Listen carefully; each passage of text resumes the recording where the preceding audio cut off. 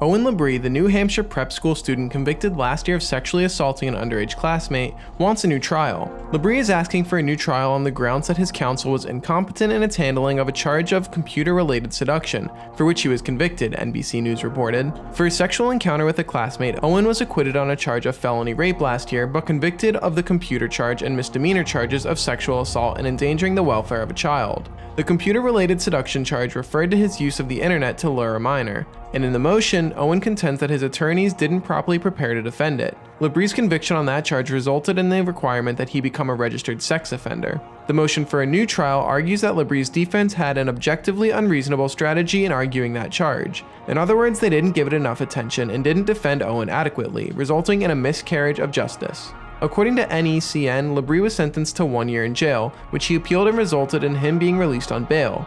Today, Labrie is finally serving that 1 year sentence after violating bail conditions. Owen's freedom was revoked after he was discovered breaking his curfew 8 times. Labrie's victim was 15 and apparently the target of the senior salute ritual at the elite St. Paul school in which seniors attempted to bed underclassmen.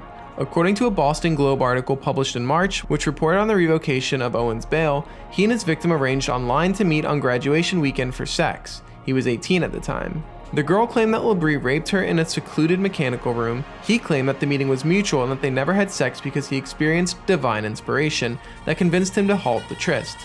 Prosecutors say Owen was visiting his girlfriend at Harvard University, meeting with lawyers, pursuing an education by attending lectures and meeting professors, and was conducting research. His attorney, Jay Rancourt, said he left his home outside curfew to fly under the radar, but wasn't going out all night, drinking, hanging out with bad people. Prosecutor Catherine Ruffle had a different view on it. Labrie has been moving about the New England states as he sees fit. He wants to ask forgiveness now because he failed to ask for permission.